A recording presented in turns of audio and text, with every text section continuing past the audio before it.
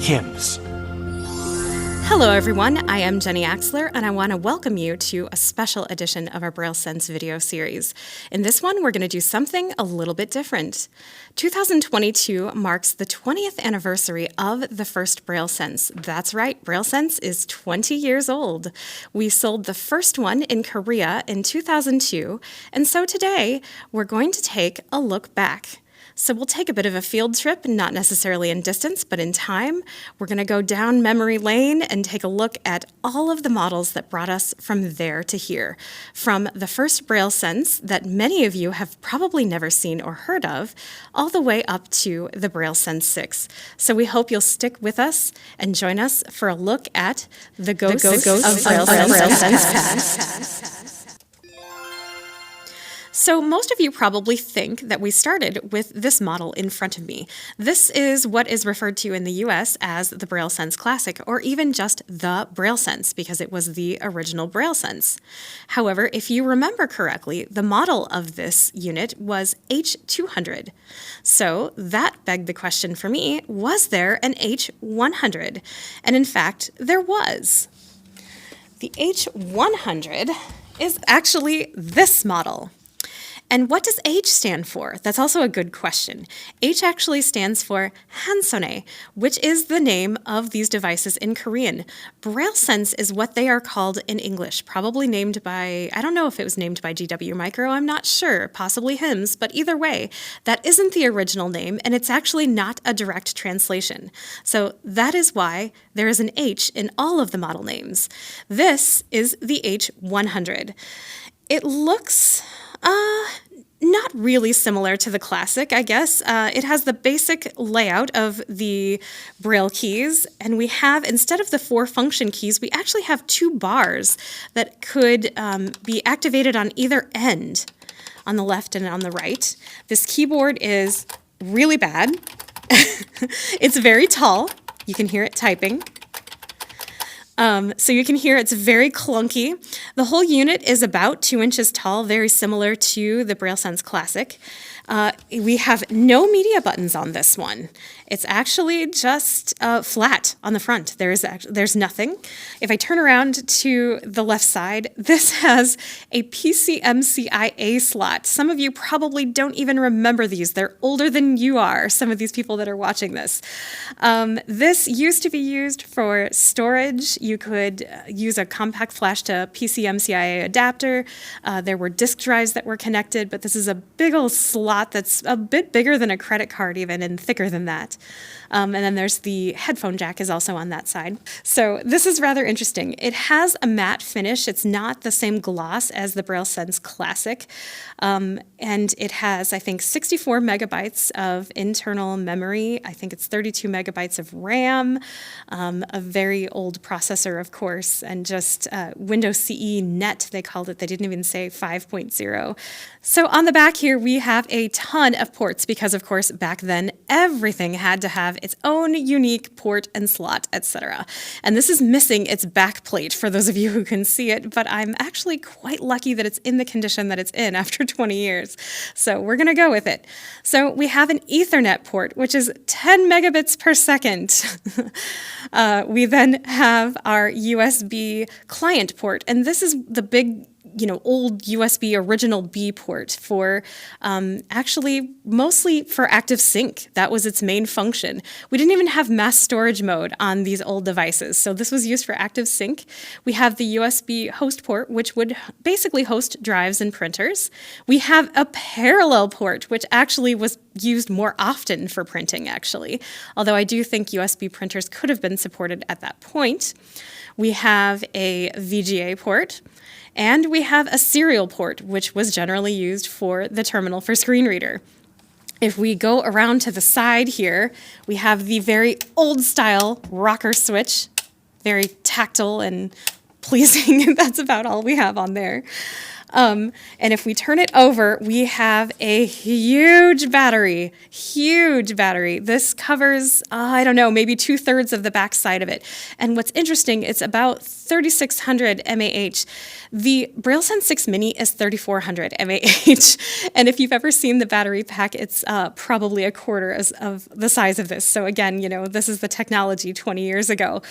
So on this device, we had very few applications back then. We had our basic word processor, email, web browser, scheduler, and address manager. During the development of this product, we did start working with the Daisy and media players, but again, we don't have the media buttons on this original model.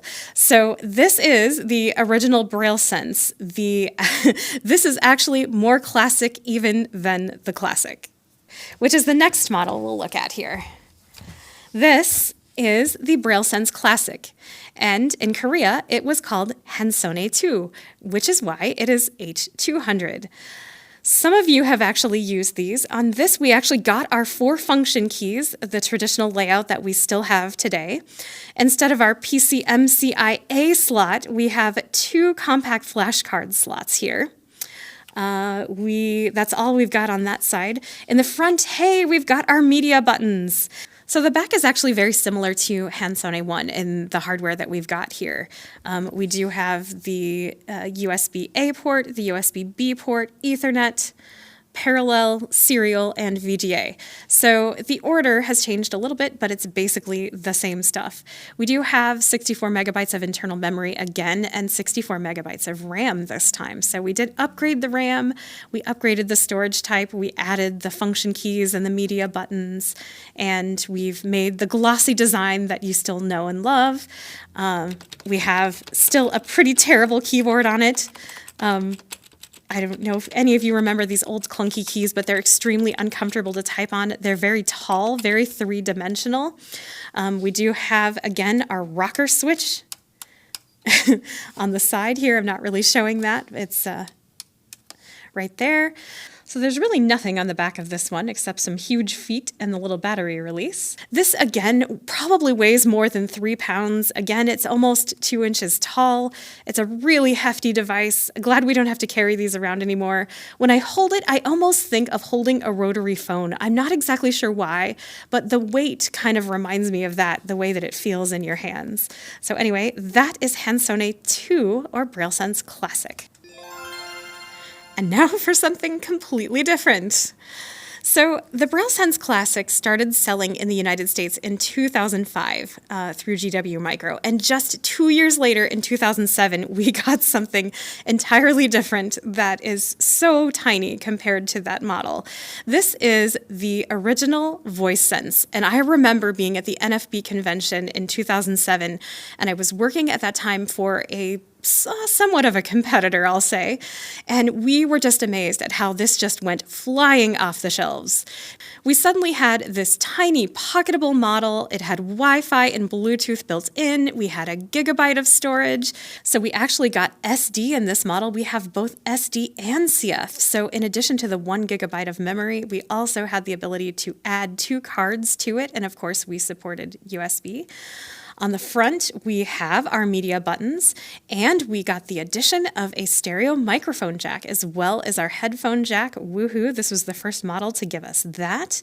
On the right edge here, we have our power port, and we're down to 1 USB OTG port that kind of takes care of everything in this very small model. And if we turn it over, we have our battery, which is much, much smaller than the last 2 we showed you. So this model was just really sleek and slim and fantastic. We have small keys, we have our function keys, we have a couple of extra scroll keys, but it was missing one very important thing that everyone wanted, and that was a Braille display. Thus, the Sync Braille was born.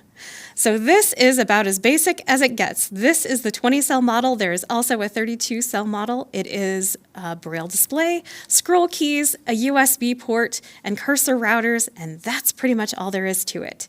There is no battery. This operates off of USB, and you can see that it's actually about the same size as the BrailleSense, and they used to make a case for both of these things. And even together, these are quite a bit smaller than our classic model over there and quite a bit more powerful. So this again was a huge advancement in the technology. And again, just 2 years later, we got a lot smaller and a lot more powerful. So just a year later, in 2008, we brought a lot of the functionality of the BrailleSense, plus a bit more power and storage, to our new generation, our third generation, which is the BrailleSense Plus and BrailleSense Plus QWERTY. These are almost identical, except for the QWERTY keyboard on the QWERTY model and the keyboard and LCD on the Braille model. All of the ports and the internal specifications, everything is exactly the same otherwise. And this is our first foray into QWERTY models. So again, we have the BrailleSense Plus and BrailleSense Plus QWERTY, which now have 8 gigabytes of storage, 128 megabytes of RAM. They're running Windows CE 5. And we'll take a closer look at all of this on the Plus. So this is the real successor to the BrailleSense Classic. And again, it has the little LCD, which was actually introduced in the Classic model. It was not in the original Hansone 1, but I forgot to mention that that was also added in the Hansone 2 and continues on with every subsequent generation. So we have the Braille keyboard, the LCD, 32 cursor routers and Braille cells, scroll keys, etc. This is starting to resemble sort of what we have today. And again, much, much more compact. On the back now, we have a reset button. We still have our Ethernet port, although this one's a little more faster. We have, again, our serial and VGA, but we have lost the parallel port. We decided to start using USB to parallel adapters after that. On the left side, we do have SD and CF slots, so again, a lot of room for storage. If we move around to the right, we have our USB OTG, so we can connect our terminal, which of course you can also use the serial port to do that. And then we have our USB host port for printers and drives, etc. And we have our power port. Moving around to the front edge, this is starting to look pretty familiar at this point. We have our key lock switch, our audio jacks, our media mode switch, the 5 media buttons, and our power switch. If we move around to the back here, our battery's starting to get more compact at this point, and it pops out a little differently. I can just pop it out, so it's a lot more compact and a very different shape. So it was removable before, but now it's actually gotten easier. So again, this is the BrailleSense Plus and the BrailleSense Plus QWERTY, and we're now up to our third generation. So now we get a little bit experimental, and this is kind of still our third generation. I don't know if you call this 3.5, but that's kind of where we are. We have the BrailleSense OnHand and the BrailleSense QWERTY. Now, these were both released in 2010 and have similar specifications. This also happens to coincide with me joining the company, first in the US and, of course, later here in Korea. So this particular unit in my hot little hands right now was my first demo. So it's kind of close to my heart. And I actually started with the BrailleNote PK. That was my first small, really portable device. And I sold it a few months before this came out because I knew this was coming down and I was really excited about this. Little did I know that I was actually going to get the job in the company and that this particular unit would become my first demo given to me when I came to HIMSS Korea for training. So remember that I showed you the BrailleSense and I showed you the Sync Braille. Well, they decided that since everyone wanted a Braille display in the small model, they were going to do that. So with this generation, again, still H318, so it's still the third generation, they combined it. They gave you a small device with a Braille display built in, 18 cells here. This one has 4 gigabytes of internal storage. Again, we've got our usual suspects there on the front with the media buttons, etc. We got rid of the CF card slot finally. We have only SD here, and we have our audio jacks on this side. On this other side, we have just the USB OTG port. There is no host port, or rather, this port actually provides double duty, and we only have one, and then we have our power port as well. Now, the BrailleSense QWERTY also has 4 gigabytes of internal storage, but because there's a bit more space on this model, we do have a few more ports. So we have an LCD and we have stereo speakers, whereas the OnHand only has a mono. On this side, we have our SD card slot. Again, the CF card slot has gone away. On the right side, we have our power and USB ports, and we actually have both. We have the USB host port and the OTG port here because there's enough space to do that. And on the back, we even have Ethernet on this model, which we don't on the OnHand model. And both of these also then introduce GPS, which is actually not in the Plus models. But as you can see, while most things are equal, they both run CE5, they don't necessarily equate. They're part of the same generation, but they do all have their unique characteristics and differences in this model. And this brings us to 2012 and 13 and our 4th generation. These are the U2 models, and as you can see, we've basically taken what we learned from the Plus and improved on it. The U2 looks very much like the Plus. Most of the changes are internal. There are a few port changes. We do have now 32 gigabytes of storage. We have 256 megabytes of RAM. We have CE6 in these models, and we have a lot of USB ports. One thing that people really liked about the U2 is the hardware design, both in look and feel, and especially on the QWERTY model. We really expanded it out. The BrailleSense Plus QWERTY's keyboard was a bit cramped, and even the VoiceSense QWERTY was as well. So on the U2, we did make it larger. This unit is sleek and flat and larger than the BrailleSense Plus QWERTY, and people really liked this. We have all of these USB ports right along the right side, which again, very convenient. We did keep our VGA and Ethernet ports, they're here on the back, and we have USB host and our audio jacks here on the left. Of course, we have our media buttons and lock switches as well as normal. So this is the regular U2 model, although for those who can see it, it doesn't look all that regular. This one has a bit of a special design. Isn't it cute? So we did some customization experimentation. This turned out to be a bit cost prohibitive, but we wanted actually to be able to allow you to sort of put customized, stenciled, painted designs on this. And this one actually has a Hello Kitty design. So we were thinking about showing a regular one in this video, but we decided this was a bit interesting. And so this shows a bit of our experimentation behind the scenes here. But the model actually looks quite a bit like the Plus. On the outside, externally, it's not very different.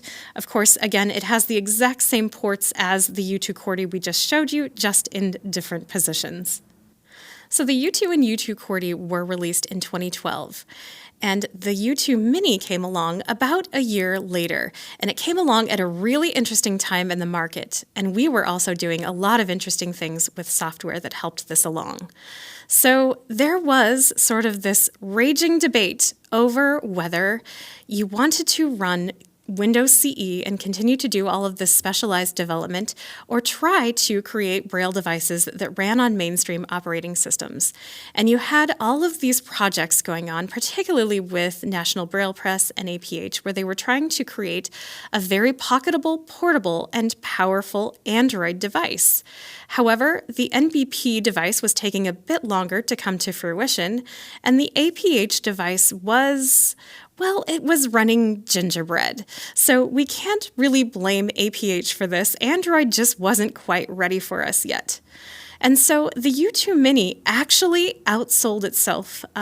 Our people here were a bit surprised, but the market was primed and ready for something that would give them mainstream access. In the meantime, we were doing a lot of interesting things with our software development. Even though we were using Windows CE, we were adding mainstream services like YouTube, Dropbox, Twitter, RSS Reader, Facebook. We also had a bunch of book search and download things from NLS, Bookshare. This actually met this market demand for this portable device that actually offered a lot of mainstream access. Even though you still couldn't install other apps, it had so many mainstream services on it that this was sort of what fulfilled the hype that those other devices didn't. So it was kind of the right thing at the right time. So it turned out to be a bit revolutionary. We also didn't skimp on the internals on this one. This one has the same storage, RAM, everything that the full U2 models have. The only thing that's different are the ports and the 18 cells instead of 32. We also then, of course, have just the USB OTG port, but all the internals are the same. So it was a very powerful, pocketable device at the time. So remember what I just said about that raging debate over mainstream versus specialized devices? Well, this took many forms. The question was, do we need the specialized interfaces, or do we want the unlimited potential of using mainstream devices with Braille displays? We decided that the answer was both, and we weren't the only one to decide that. Of course, HumanWare created their Braille Note Touch, and as I just mentioned, there were other Android Braille devices that tried to go a bit more native, but still use the Braille interface. In our case, we tried to give you the same traditional interfaces that you always had, but give you that same mainstream access. So it took us a bit of time to do this. So we fast forward to 2017 as we had to completely rewrite everything from Windows CE and port it to Android. And we did that pretty well with our Polaris and Polaris Mini, which is our 5th generation. Along with that, of course, we added much sleeker and more powerful hardware and access to the Google Play Store, which gave you access to mainstream Android apps as well as our traditional BrailleSense apps. So there's a lot of familiarity here. We do have our basic keyboard and function keys, although now in this generation, we add Control and Alt next to the spacebar to be used mostly in Android apps, although we do use them in BrailleSense apps as well. If we go to the side here, we go all USB now. We have a USB host port, and we also got physical volume buttons in this generation. On the back, we have done away with the VGA port in favor of course, the more modern HDMI. Moving around to the right edge, we do still have our full-size SD card slot, as well as a USB 3.0 rapid data /micro USB combination port. And this is, of course, used for the terminal for screen reader, for transferring data, for screen mirroring, and all kinds of things. On the front, we've changed the look of them, but we do still have our media buttons, our power switch, and our media mode switch, as well as the key lock switch. So all of it is the same. We've just changed how it looks. We've now got the rounded corners. Everything's got the rounded corners. The keys are not different shapes anymore. They're flat. So we've changed a lot of stuff. Of course, we now have 64 gigabytes of internal storage. We have 3 gigabytes of RAM, a much, much more powerful octa-core processor, and this is running Android. The mini model for this one came a year later, and we kept the family look and most of the specifications. We do, of course, have 20 cells instead of 32, and if you look on the right edge here, we did change some of the ports. Of course, we don't have as many, and we have a USB-C port instead of the micro and USB 3.0 combination port. Then we also have micro HDMI instead of that full-size HDMI. And this brings us to our current models, our BrailleSense 6 and our newly launched BrailleSense 6 Mini. In these models, we doubled the storage to 128 gigabytes, doubled the RAM to 6 gigabytes. Of course, we have a newer processor, etc., etc. We skipped 5 generations of Android to land on Android 10. We now support a ton of accessories and peripherals, and we've also added several new applications and features. We've also streamlined the ports. We've gone all USB, A and C, so we've done away with the HDMI port. We have just a USB-C host port, which supports monitors as well as many, many other accessories. We have 2 USB-A ports, one on the right edge, and of course, one on the back. Externally, everything else is pretty much the same as our Polaris model. As I said, everything here is internal in regards to the additional support for peripherals and the additional applications, and certainly a huge boost in performance. And again, our mini model for this generation very, very much parallels the BrailleSense 632 model. The only real difference here is the removal of the 2 USB host ports, and of course, 20 cells instead of 32. So I have been privileged to work with the company for almost 12 years, a bit over 3 years in America and a bit over 8 years here, and this fall that will be 12 years. When I first started, we were still supporting the BrailleSense Classic, so I have been involved with all of these devices starting from Hansone 2. And it's been my privilege to watch both the advances in technology as well as the paradigm shift from devices that were created especially and specifically for blind people to this march toward mainstream and even the debate over whether devices like this are still appropriate. I think our answer is that we have to offer both. We have to offer the full-service mainstream access as well as that traditional efficiency of a Braille-centric interface and Braille-centric applications that are made specifically for us. I think with the BrailleSense 6, we have come the closest to realizing that dream and proving that it is truly possible to do both and to have the best of both worlds. One thing I can say for sure, the last 20 years have been truly exciting. To go from this to this, we now have about 2,000 times the storage, several hundred times the RAM. In something about a quarter of the size of the original, we have uncalculable increases in computing power and support and applications and features and services, so much more than we ever would have dreamed of when Hansone 1 was first created. It's certainly been an exciting ride, and I can't wait to see what we do in the next 20 years.